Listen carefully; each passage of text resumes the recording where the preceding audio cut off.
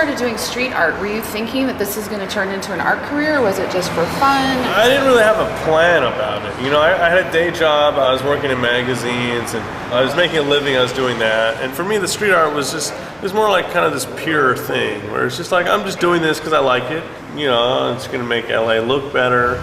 There wasn't like, oh, I can do this and people are going to like this and this will lead to something. It wasn't like that. It was just, of course I was aware that that could happen, but that really wasn't the plan. I didn't really have a plan. I never have a plan. Even for the show, like the show, kind of the show I kind of envisioned doing is in this show. Like I kind of set out with sketches and ideas of what I wanted to make, and as I painted and as time went by, I just made the pieces I made. And it was only kind of, with about a month left, I was like, okay, I have to figure out the last X number of paintings I'm going to do. That was kind of the only plan of it.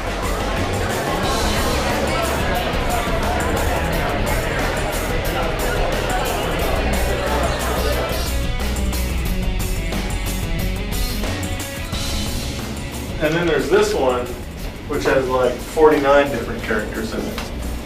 And I think, you know, when you look at it, like maybe it seems kind of simple and easy, but ultimately this was like kind of most ambitious painting I've ever done. I mean, this piece really was crazy. So is each one of these characters, have they all been in another painting? Is this like showing an evolution on all your characters, or is this? These are all basically new. I mean, it's not really like a roll call from the past. I've painted toys. I've done some posters kind of based on some of these characters. No, I really wanted to just do this piece that had all these different characters and really push myself to do different colors and different techniques and different kind of line qualities, and just kind of pulling these different guys together. Now, is this called Buff Monster? Yes. Your character? Yeah. So is it a self-portrait?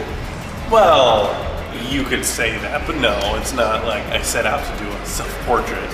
What is it? Basically, it's just this little character that I came up with, you know, in 2001 when I was still in college. I was drawing one night.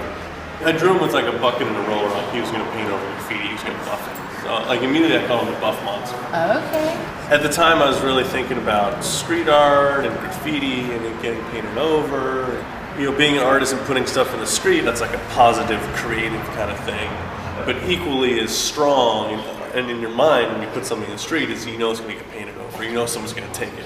So this force that's going to destroy what you create, you know, the yin and yang, it's like a very strong thing. But I didn't feel anyone was really addressing that or bringing any attention to that thing. Because that's just as important as the creation part, right? Right. Like you create it, and that's why like you're going to climb high places or you're going to do these crazy things because you want it to last as long as possible. You're constantly aware that this thing could be gone immediately. And it wasn't intentional, but you know, people think that it's like a scrubbing bubble, right? So conceptually that connection kind of makes sense, although that wasn't the intent. Well, it seems more like sex parts to me, like the Buff Monster thing. Is there something in that, or is that just in my brain? Well, those are boobies. I saw those. It looks like a little sex toy was what came to my mind. I mean, because your paintings do have something to do with sex, right? Well, I don't think of them as like sexual really, or erotic really. Yeah, there might be shapes or things that look like body parts and stuff, and things are squirting and oozing, and there's all this going on. Exactly. I mean, it's like, it's cute, it's not like you have to like shield kids from it. For me, that's kind of like the delineation. Like paintings that you can show kids and paintings you can't show kids, right? Right, definitely. An adult might come in and see something sexual, and a kid would come in and see something cute and fuzzy. And that's cool. Awesome. And awesome. You know, I mean, really, I mean, it should be a celebration, right? I mean, that's kind of how I look at it, right? Yeah, so each painting is a celebration. Yeah, definitely. That's so sweet of you. So as we're walking through the show, I'm noticing a lot of red dots, and a lot of galleries are having a really hard time, and artists are having a really hard time making sales. So congratulations, first of all. Thank you. Fabulous. Why do you think that people are buying your work when there's galleries up and down the street that don't have any red dots on them? Compared to like a lot of other paintings out there, I mean, I still think they're really reasonably priced. I mean, when you're dealing with crazy art world stuff, prices get really crazy. And still, like, those prices are still so far away from mine. Lots of things have happened recently, you know, like being in the Banksy movie and stuff, and the museum in England buying the painting. Corey Helfrich Gallery curated a show of 49 artists, like lowbrow, pop surrealist artists. So the show was at the Bristol City Museum in England. And I had a painting in that show. And then part of the show was I did a mural in the museum. So I painted 3 walls. And then I had my 15-foot tall ice cream balloon that was in my show here at Corey Helford last year. And that was in the lobby of the museum. So everyone that came to the museum saw this awesome balloon of mine. And then towards the end of the show, the museum bought my painting that was in the show for their permanent collection. Amazing. You know? Yeah, of course I feel validated, I feel honored, like I'm just like, dude, that's amazing. Like for hundreds of years, that painting's gonna be hanging in a museum and people are gonna come see. And that goes back to the street art thing, because now it's like I achieved the permanence I always wanted. After making all this work that doesn't last in the streets and you never know where paintings end up, I know where this one's going, you know, that one's staying there. There's a lot of stuff going on. Oh man, I just got invited, man, fucking 2 weeks, Rome. Really? In a month I'm going to Rome for 2 weeks. Kind of be like a featured artist in a couple events they're doing. I'll do some live painting, I'll paint a toy, and then they have like a Comic-Con thing the following week and I'll be the featured artist for this thing. Yeah, and then like the day I leave is actually the day that all the art for the big Sanrio show coming up is due. You know, the big company that has like 200 or 300 characters, Hello Kitty being their biggest one, but they have all these characters. Are you doing new work for the Sanrio show? Yeah. Wow. When will you have time to do that? Exactly. Okay. Yeah.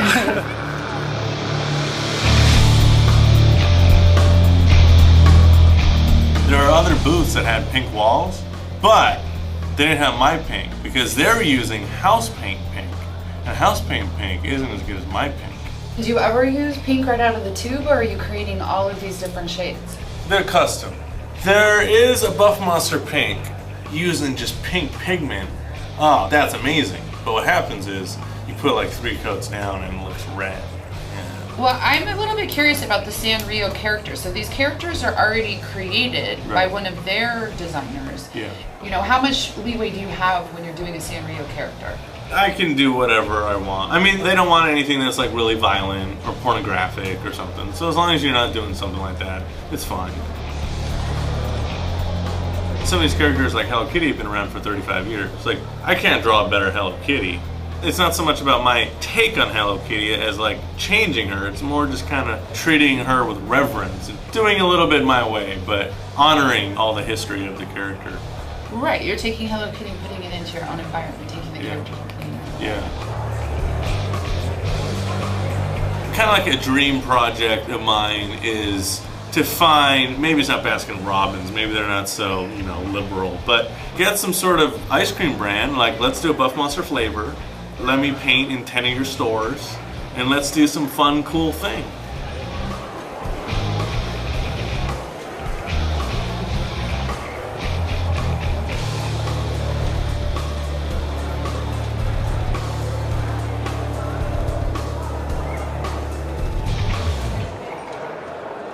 Part of why I majored in business when I went to college, you know, my dad was like, oh, well, you can do whatever you want, but you gotta like be able to pay your rent and stuff, right? Is that how you put it? I think, yeah. I Pay my expenses? You had to make some money. I had to make some money. Yeah. So yeah, I went to school for business originally because I didn't really know what I wanted to do, but I knew either way, business background would be good.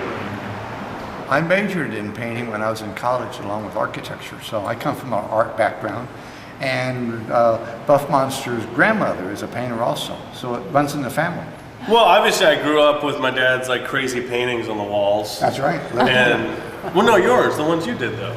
And we grew up in an artsy sort of environment. Yeah, and so I was painting as a kid, you know, and I did this painting when I was in 1st grade. It's actually kind of funny because it actually doesn't look terribly different from some of the stuff I still do today. Is this a diamond head? Yeah, Diamond Head. So Diamond Head's a mountain in Hawaii. I did this painting of a guy with a diamond for a head, and he has like wings, kind of like the wings I draw some of my characters with. And yeah, that was in the 1st grade, and you know, I did it, and my parents were stoked, and they framed it, you know, this whole thing. Oh yeah. So Yeah. We still have it. buried away somewhere. Yeah, I bet we could sell it. we have a lot of early Buff Monster pieces. Did you know that your son was out doing street art? Not initially, you know, not till he got arrested. What? Rob was like my best friend in high school who, I didn't know Rob very well. And one day, Rob was like, hey man, what do you think about graffiti? And I was like, oh dude, yeah, graffiti's awesome. And he's like, you want to do something? And I was like, that's crazy. Like, us do graffiti? Like, whatever. So yeah, then, you know, being in Hawaii isn't like, it's not like LA was like just kind of graffiti everywhere. Like, so we had to like, we got like some graffiti magazines, because it's kind of before we got on the internet all the time. So we had to find magazines. That's right. And we had to look through each other's houses to see if we had any spray paint on hand. And then maybe try to buy spray paint from the, you know, the store, and that didn't work, you know. I'm like, so yeah, that's kind of how it started. And then at some point, I had done graffiti for a while, and then at some point, somehow Rob's mom was like really uptight. Yeah, And she was definitely uptight. One day, I don't know how she found out, but one day she found out, and her story was that I was the bad seed. I was the one that got her, you know, awesome son involved, whereas the other way around. And she told us what the boys were up to. Yeah. And how did we feel about it? Yeah. And we were actually kind of going, wow, cool. And Buff here was just very straightforward. Oh yeah, we've been doing it for a couple of years. Well, you want to see all the pictures? And he pulled out all these catalogs. And, I mean, it was like a photo show right there in front of our eyes. It was really great. Well, you know, I mean, at that time, you know, graffiti was like a big passion of mine. I mean, that's what we cared about, that's what we talked about, that's what we did every weekend. It was like this whole thing. And then, of course, I had to hide it from my folks. Right, you did a good job. So, you know, when the time came where obviously I couldn't hide it anymore, it was like a big relief. Like, oh, cool, now I don't have to deal with this hiding thing anymore. Come out of the closet.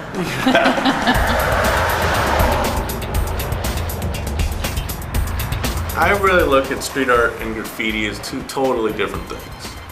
Graffiti is a specific system of writing a name far and wide, high and big, and as much as you can do. In street art, it's not that same game. I see street art as like a gift in a way. Yes, it can be a self-centered thing, but it can also be a selfless thing, in that you're improving the environment in a way that, let's say, graffiti doesn't.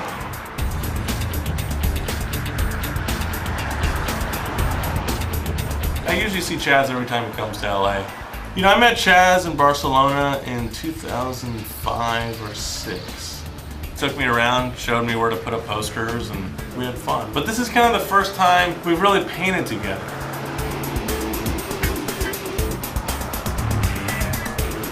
I think sometimes, you know, with art, you have to like know about art, or you have to know, oh, what's this person interested in?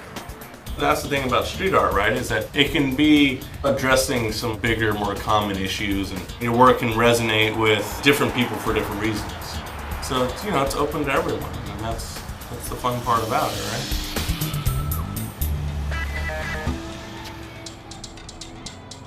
Cops are the only ones that like to disapprove. Anytime you talk about graffiti or street art or any of that, just by process of talking about it, it kind of romanticizes it. Kind of elevates it to this thing that isn't what it is. It's just, I'm going to print some posters, I'm going to put them up, and that's going to be cool. You know, January 2011 will be like the 10th anniversary of me drawing a little Buff Monster guy and putting him up out there. So if we kind of look back at all the things I've done in the last 10 years based on this little character, it's kind of crazy.